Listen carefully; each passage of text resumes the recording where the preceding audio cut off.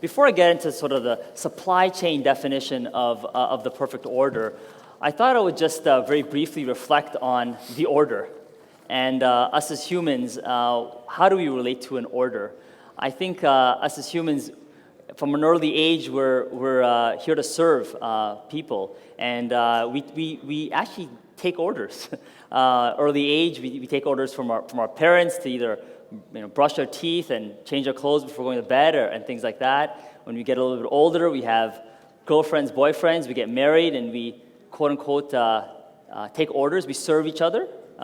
Do errands and so forth. And like myself, I think about my kids, and I have a 3-year-old and a 5-month-year-old, and my 3-year-old is asking me to take orders. So and then I'm always asking them now to brush their teeth or change and so forth. And here we are talking about the perfect order, And I'm going to talk about the perfect order, and today's session is about talking about the perfect order in the context of a very difficult part in the supply chain. A very difficult part in the supply chain. And that is the customization and the last mile of the supply chain when products are being brought to market. You and I, when we consume a lot of products by different brands, there were many different brands that were here, and earlier Mondelez spoke, for example. And today we have a co-packer and co-manufacturer that actually serves within one of their supply chains.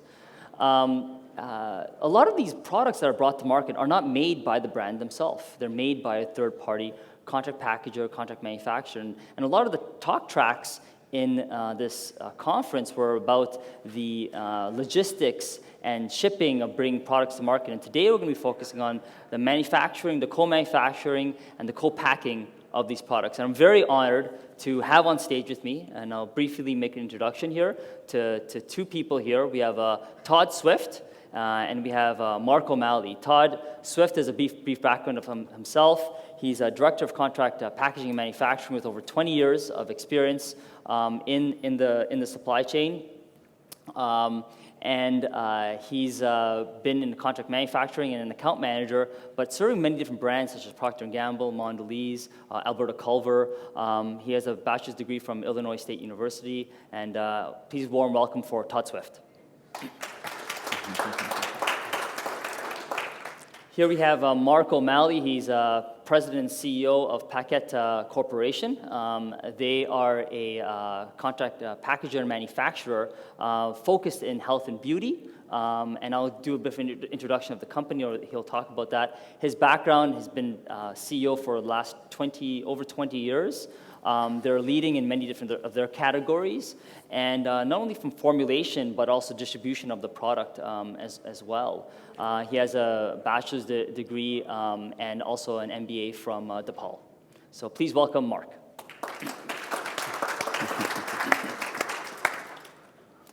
So the agenda for today, we'll do some introductions about the two companies, Airai and Paquette, and then after that, we'll really center around the tale of two companies, two stories. One story about Airai and their contract packaging and manufacturing, customizing products and making products for food and beverage companies primarily, and then Paquette on health, beauty, cosmetics as well. So I'll let Todd give a brief overview of Airai. Thank you, Jason. So Airai, what we do is we're a co-packer, and we service CPG companies. And we do everything from that they don't want to do in their manufacturing plants. So they want to output at high speeds, and then all the customization, all the demands that consumers are asking for, like on-the-go packaging, that's what we do. We bring their products into our space, and we put them into whatever configuration that is, whether it's a bag, a pouch, a carton. And we've got, as you can see, a few different locations across the United States. And we're involved from strategy and planning all the way through the logistics side of it, but where the rubber hits the road for us is in that step number 4 in the contract packaging. Thanks, Todd. Yep. Maybe we'll go into Paquette. Mark, you want to give a brief overview of Paquette? Paquette's been around since 1957 on the southeast side of Chicago. It was primarily a tube filling operation. I purchased it in '96, and we we went more into the flexible arena. We're heavily into health and beauty. We do some industrial products and other things, but tubes, pouches, some bottles, but our specialty is health and beauty, manufacturing tubes and pouches. We're here in Chicago, full turnkey. We have chemists, stability labs, everything on site. And the whole sort of process has changed, I think, if some of the people are aware of the co-packing industry in the last 20 years or so that I've been in it, is that there's been a major sort of come together with your co-packer from the old days when it was strictly some excess capacity or new products. You know, it's now coming to the point where you have to be seamless with your customers, and that's a lead-in for you. Yeah, thanks, Mark. And Mark's also on the board of the Contract Packaging Association, so he has a lot of background there. So let's kind of I'll give a brief overview of Nulogy here, and since you have the overview now of two of our customers. We're a company that's focused in serving contract packagers, contract manufacturers, third-party logistics companies, and also large CPG companies, like that was mentioned earlier on. We are a company, it's a platform that is used in over 5 continents, 15 countries, and served in over 6 languages. And what we do is serving a lot of the consumer packaged goods space for food and beverage, cosmetics and healthcare, and also some hard goods and electronics.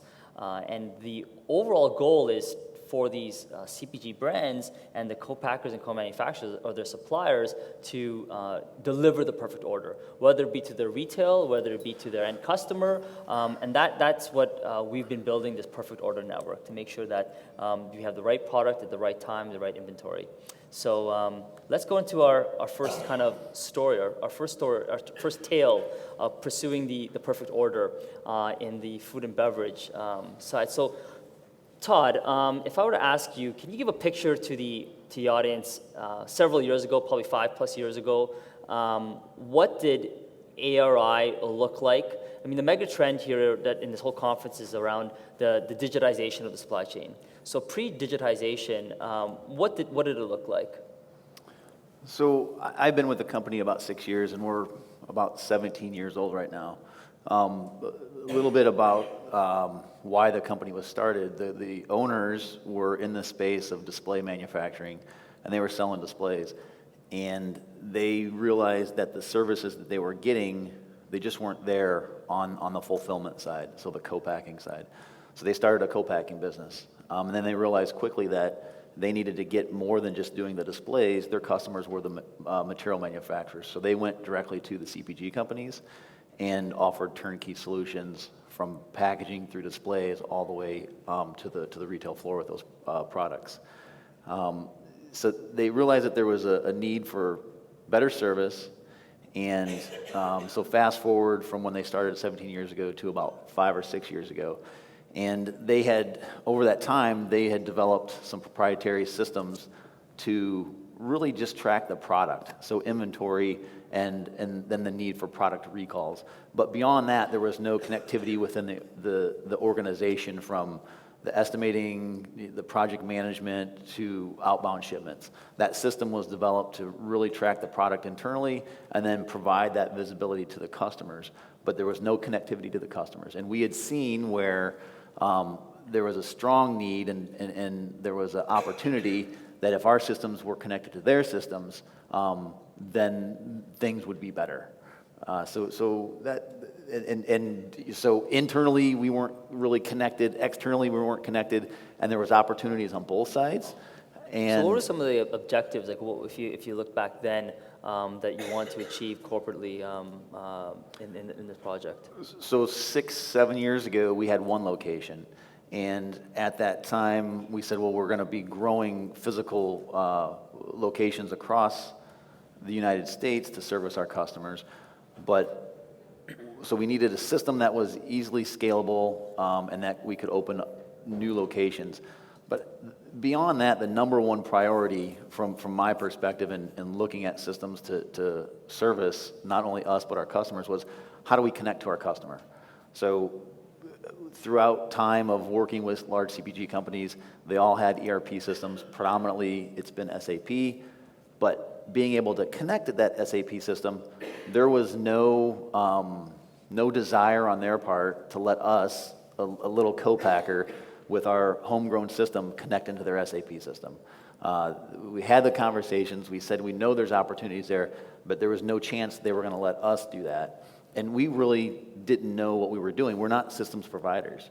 So that was, I think, the number one priority was connecting to our customers, was what we wanted to achieve. We knew that was going to need to happen in order to grow the business and service them better. And by connecting to the customer, then what approach and what are some of the fast forward into later on over this transformation of one site to 2 plants, 3 plants, to 4 plants, and can you give a picture of like what the impact was from connecting to the customer to Airai? Sure, yeah. Well, the impact, our business has grown probably 3 times in revenue over the last 6 years. So I would say that if we didn't have that connectivity or the ability to connect to our customers, that growth probably would not have happened. So we're going to show a video later on of what you've been doing with Nestle, for example. But if you had to say, like, what are the metrics related to the perfect order that you will track, and what does perfect order mean to your customer, and how do you measure that? So perfect order, it's really about the planning. And if I think back over the years, that planning horizon was a lot longer. We had more time because it seemed like between coordinating the material supply, between coordinating the product supply to come into our facilities, so if I think back over time, the planning phases were a lot longer, the systems were disconnected, so we had a lot more conversations. So that perfect order of yesterday is different than the perfect order today. And what we have found, and I think where our growth has really occurred, is looking at what that perfect order looks like tomorrow. So how do you get more done in a shorter amount of time to get those products out on the shelf? Okay. Gartner puts perfect order kind of at the top of their pyramid. Can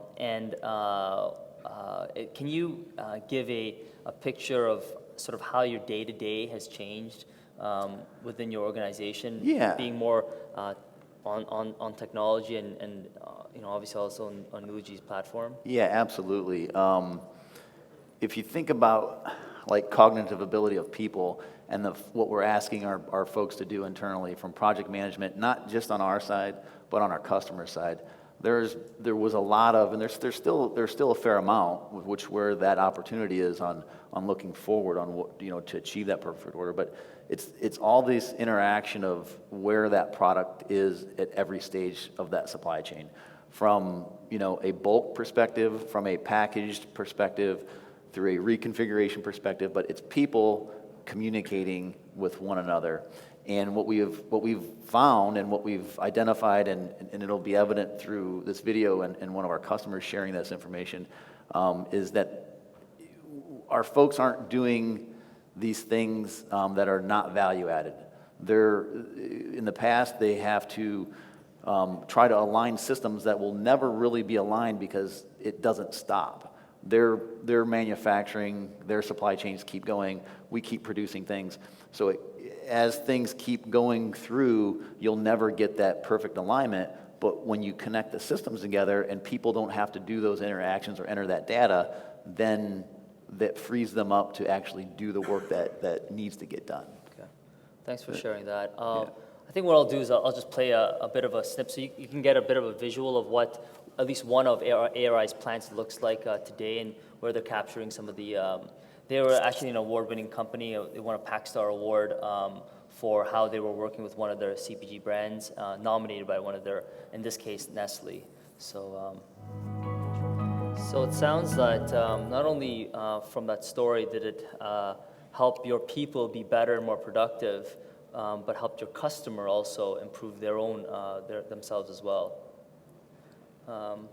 Let's move on to the second story with Paquette. In health and beauty, you help a lot of your customers launch products, sometimes these new products. Can you talk to and tell the audience a little bit, Mark, about what kind of products you help bring to market?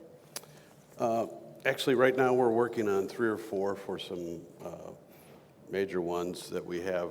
A chemist on staff who's been in the business for 25 years, former president of the Midwest Society of Cosmetic Chemists. We have a full lab and we have a full developmental phase up from products from 25 gallons up to 2,000 gallon batches. So we produce lab samples, send them to customers. They can come up with a plus or minus and make some additions, and that's actually, we've got about 4 or 5 of those going right now. And that's, I think, the difference that I've seen in the last 20 years is the collaboration that basically, rather than the customer coming and saying, hey, this is what I want you to do, this is it, it's more of, hey, what can you do? How can you do things better? You're the guy that knows, for instance, in our business, the flexible packaging and what works best and how to do it, and whether it's a die cut, stand up, whatever type of pouch or whatever type of tube it is, that's what we spend our days in. So, you know, it's been nice to have some of our customers realize that we are as a partner and picking out what's the best possible solution for that product. Going back in your business, 5+ years as well, what were some of the main challenges and issues that you wanted to tackle with technology and specifically with Nulogy? Like, what were some of the pains that you saw as an opportunity to address? For us, it was, and I can go back to the early days when I met Jason in 2004 at Pack Expo, when he had a little booth down from ours, and I sent my CFO over there and said, hey, you know, you should really talk to this guy because it looks really good. So what we had back then was something totally unintegrated with any customers, and what Nulogy provided is not only a tracking traceability for all components, it also enabled our customers through the portal option to view exactly what's going on a day-to-day basis, so that our manufacturing is really a click away from what they want to see. So they know what components we have, they know what's been produced that particular day, they know what's in finished goods. And so, again, trying to make the customer co-packer a seamless entity has really helped us out a lot. What were the, in that transformation, you know, probably didn't happen overnight, so what were the gaps and what was the approach that you took to try to make your business better, to provide that traceability, to be more productive, to provide the visibility to customers? And that's basically through the inventory and accountability. I mean, one of the things that has happened quite a bit, I think, in the last several years is that manufacturers have relied on outside auditing firms and sources to validate a co-packer. So basically, we are now having to make sure that our traceability, that our everything is visible, that we can assure accurate data on inventory, on production.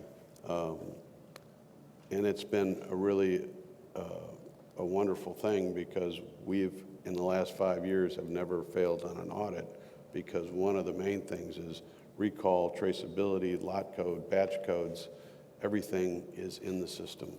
Okay. Thanks, Mark. We're coming up on time here, so I'll just kind of briefly summarize. I used to live in Rome, so here's a picture that one of our artist renderers, I actually legitimately used to live in Rome. So, you know, I do think, and us, our company here at Nulogy, believes that all roads do lead to this perfect order. And yes, Gartner spoke earlier on.